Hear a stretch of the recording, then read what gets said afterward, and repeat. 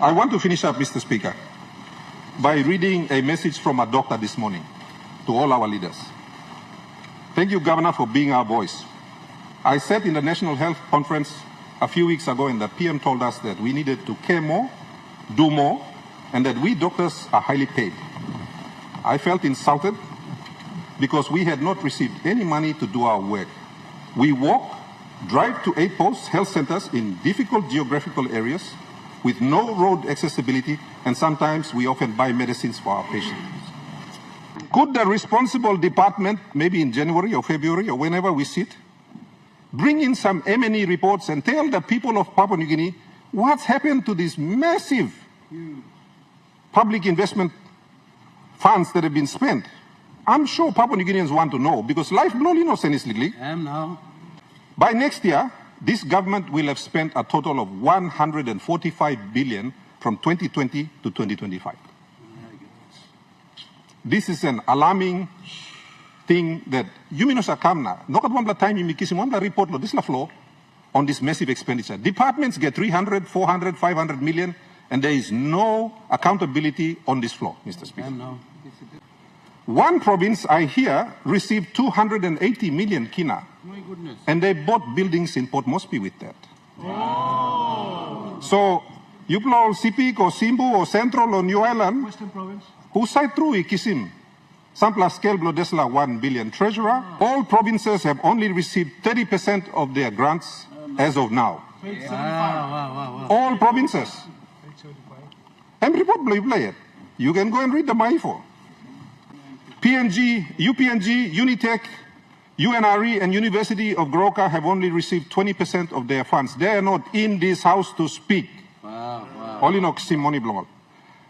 So rather than you me just soy more lo when have only go wrong, Mr. Speaker. Me like give him all sampler free advice lo how lo all can fix him economy. Honorable Governor for Isipik. Thank you, Mr. Deputy Speaker. How are we securing the future, Mr. Deputy Speaker? Is it budget repair or economic repair? The opposition represents the views of those who disagree with the way our country is being managed, Mr. Speaker. So, for those who feel they don't have a voice in this House, Mipla opposition in Makim Yubla. Thank you. 28 billion, 6 records in a row. Let me acknowledge the hardest working minister in government, because it can't be easy for the Treasurer managing special requests from government MPs daily. And also let me acknowledge that this is the first time the Treasurer has not brought a supplementary budget to the floor. Congratulations, Treasurer. That's the message. Congratulations. Congrats. Thank you, Treasurer, for the reduction in GST.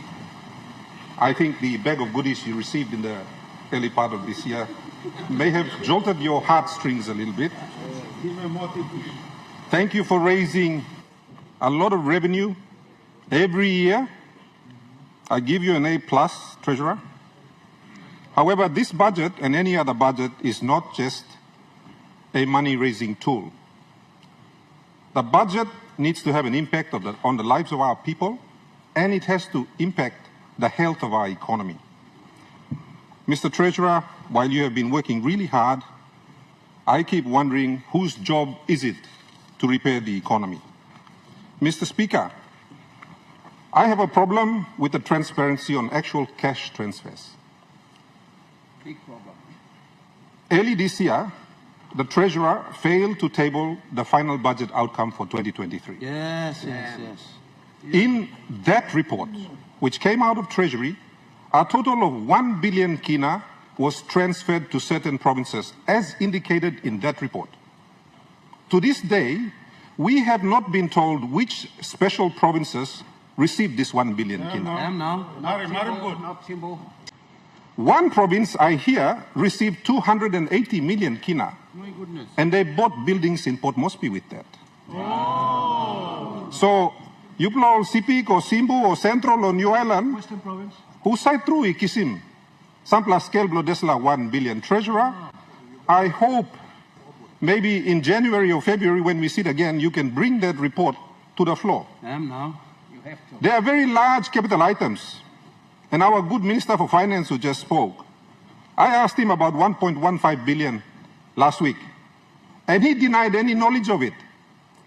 So I remind you, good Finance Minister, on page 230 to 235, volume 2, part A of this budget that we are going to pass now, next year, you are being given another 1.15 billion.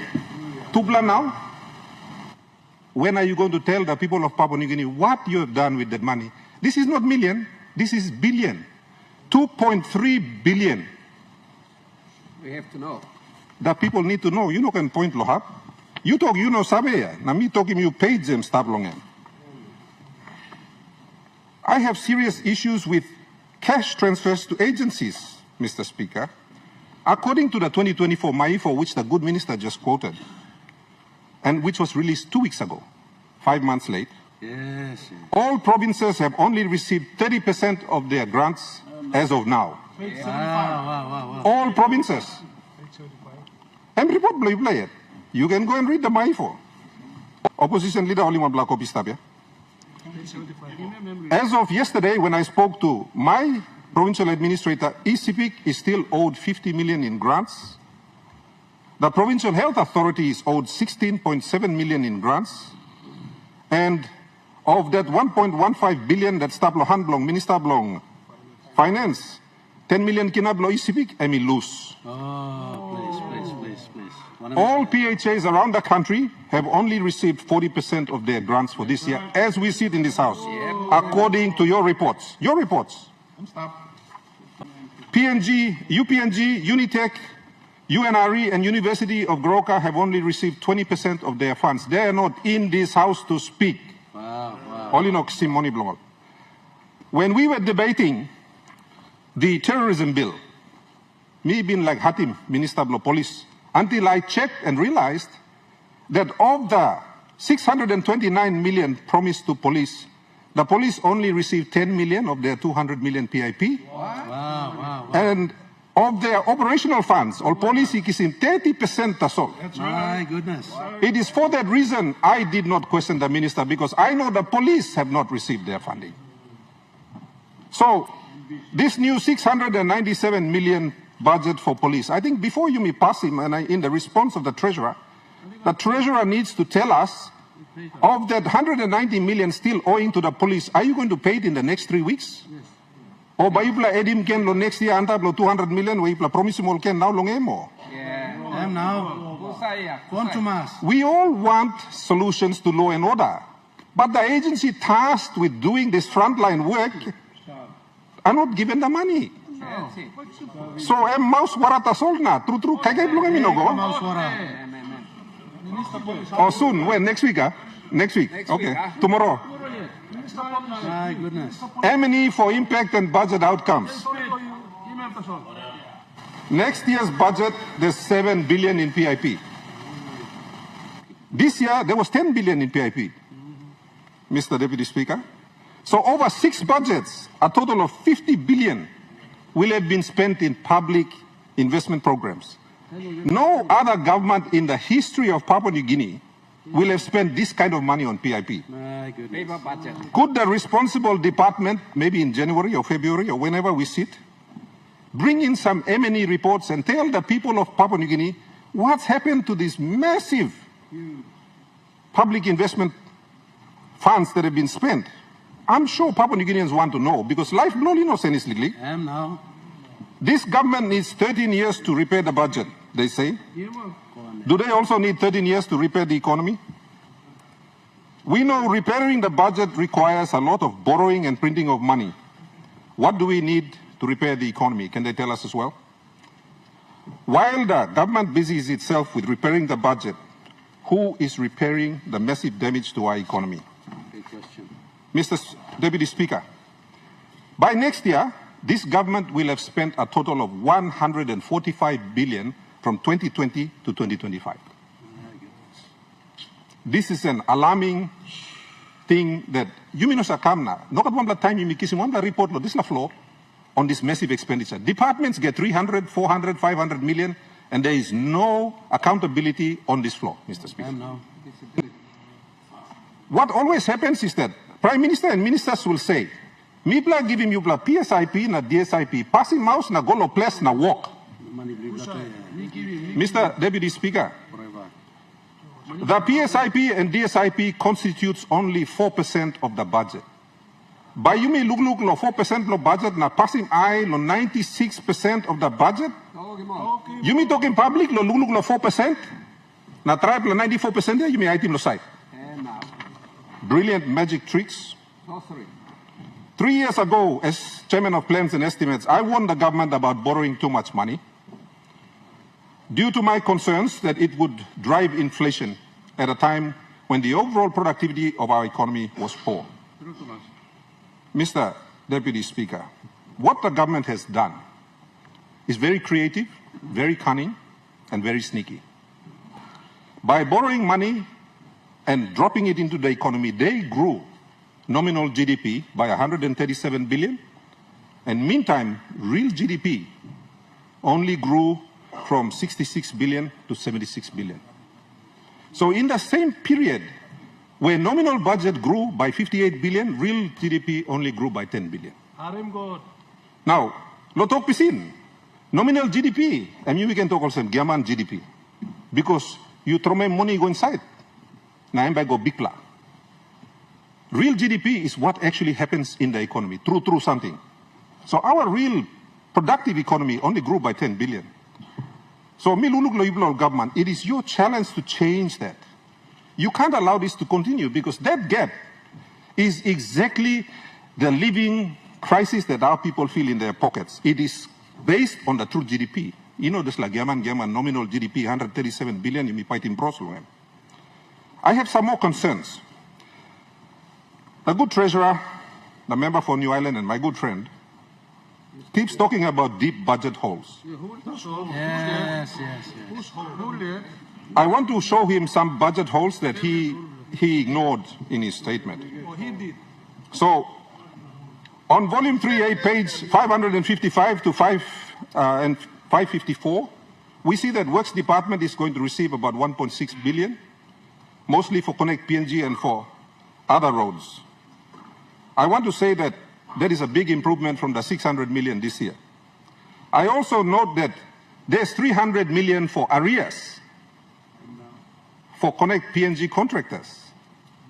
So, tribal money straight there. You know, I thank you for finally trying to balance it, but let me raise another concern. Total PNG contracts, total Connect PNG contracts now stand at around 10 billion kina. Wow. Because the last time I raised the issue, I know the minister came to this floor and said it was 7 billion. Now, Mr. Speaker, Finance Minister or Works Minister need to table all of those contracts in Parliament because this 10 billion, it is a liability. It is not part of the 64 billion kina debt. And what you are doing a lot of times is giving a contract. In the past, when you give a contract for 300 million, you are supposed to take the 300 million and put it into a Works trust account. You are not doing that anymore. You are giving a contract into the future. So, at the next sitting, I urge whichever minister it is, finance that manages contracts or Works that manages the actual building of the roads, to table all of the contracts so the people of Papua New Guinea can survey. Yes. 2 weeks ago, the Secretary for the Attorney General said in the newspapers that there are almost 10 billion kina in claims against the state. Mr. Speaker, we need a briefing from the Attorney General so that our leaders of Papua New Guinea can aware of what are these potential liabilities sitting off the books. We need the total claims of 10 billion at least in a summary report presented to the members of Parliament, Mr. Speaker. In Treasury, you will notice that there's a 299 million budget there under 207 to pay for arrears. Now, this is arrears here. What is the total number? Is it 6 billion? Is it 7 billion? Could the Treasurer table a report on this floor to tell the people of Papua New Guinea what is that bill? Because it is not part of the 64 billion official debt that we are talking about. Mr. Deputy Speaker, I received a communication from the Employers Federation of Papua New Guinea, This is something that many of us suspected over time. Now, our businesses, our honest, genuine businesses, based on the fact that the government automatically removes 10% GST, they are owed between 3 and 4 billion in GST rebates. Now, they have written to the government, and the government refused to respond to them. Now, that is a liability, because in order to pay them back, in this budget book, we have to make an allocation to pay them back. IRC cannot give them the rebates.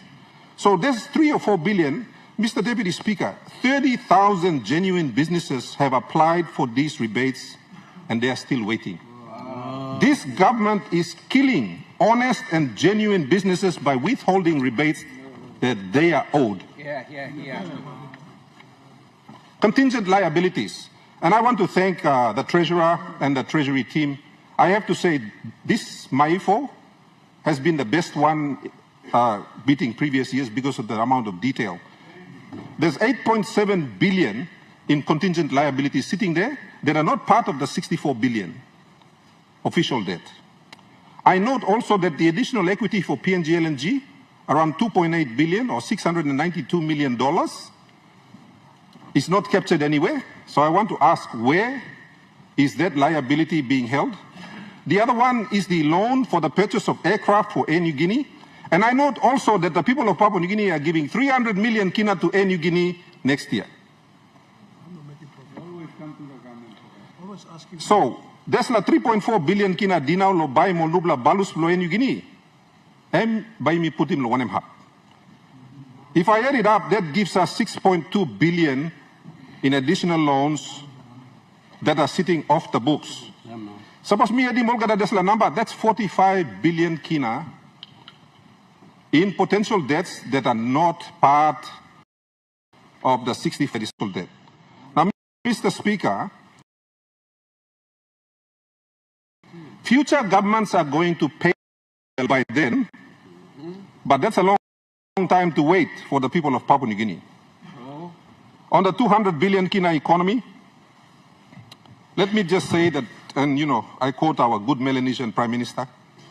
He tells us that the economy is growing so rapidly compared to previous governments. Yes, in nominal GDP only. And that's only true for government finances. It's not true for everyone else. The only people that seem to be making good money are Connect PNG contractors. Mr. Deputy Speaker, the fastest way to achieve a 200 billion kina economy is to devalue the kina. You devalue it, and suddenly you have a 200 billion kina economy. So we are on target to achieve that goal because we are devaluing the kina. Okay, not so smart, are we? On the debt to GDP ratio, again, very sly, very smart, very cunning.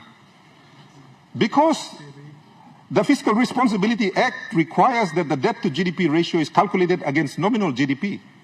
Mr. Deputy Speaker, they're very smart. They just borrow the money, throw it in, and it pushes the debt to GDP ratio down. You can print money to do that, and that's what we've been doing. So it looks good on paper, but all man very low, outside here, all pilimpen. So this printing money, which is brilliant for balancing government books, borrowing money, getting money out of central bank, is a brilliant trick. But I want to thank the Honorable Richard Masere and NSO for releasing the real numbers. Let me congratulate you, Minister. Well done. Best time. Thank you. Another alarming development, and you know, I like the fact that the Treasurer gave us a very short, I think his shortest budget speech so far. So it's a very short one. Thank you, Treasurer. Nothing to brag about. The interest payments were not mentioned. 3 billion this year. Next year, 3.5 billion, as the Deputy Opposition Leader and Shadow Treasurer said. Now that number is going to grow. 12% of next year's budget, envelope begin dinautaso. Why is the government so quiet on these things? Very sneaky. These are ninja tactics, Mr. Deputy Speaker. So rather than you me just soy more lo wanem ha boli go wrong, Mr. Speaker. Me like give him all sampler free advice lo how lo can fix him economy. The missing medicine for our economy lies in the real private sector, not your Connect PNG contractors, not your medicine suppliers, but the real private sector. taxpayers. The real ones that pay taxes. I am now. Not those that you are renting and buying offices from, the real ones. Mr. Deputy Speaker, the government promised the people of Papua New Guinea 1 million jobs. In this policy document, our good treasurer tells us that they are only producing 10,000 jobs a year. 1 year? So, you want to fix real GDP, you need real jobs, not paper jobs. Give the people of Papua New Guinea the 1 million jobs you promised. And you want to know how you do that? Well, first of all, get the real private sector going. Pay them back the money that you owe them, because you bloody now long on putting money against the budget. Pay them back so they can get their businesses going. Yes. And they can employ people and help you to create jobs. I am now. Why na you bla one thing also? There's a budget 28 billion ya, but creating work 28 billion ya. And creating 28,000 jobs that's all connect PNG. It's not creating jobs anywhere else. That's it. It's keeping 28,000 people employed. That's it. Not good enough. In the 2023 business survey of 100 business CEOs in PNG by the International Trade Administration, the business people in Papua New Guinea listed the following as the biggest impediment to doing business. Number one. Yes? Interrupt your speech. Your 20 minutes of debate has lapsed. Can I take 10 minutes from the opposition leader? I would ask you to Okay, let me finish up. Can I finish up? incorporate your speech. I'll finish up. Is that okay? I want to finish up, Mr. Speaker, by reading a message from a doctor this morning to all our leaders. Thank you, Governor, for being our voice. I said in the National Health Conference a few weeks ago, and the PM told us that we needed to care more, do more, and that we doctors are highly paid. I felt insulted because we had not received any money to do our work. We walk, drive to 8 post health centers in difficult geographical areas with no road accessibility, and sometimes we often buy medicines for our patients. Honorable Governor, I remind you again that your 20 minutes have lapsed. I just read you something from a doctor. Thank you, Mr. Deputy Speaker. I will table the rest of the documents.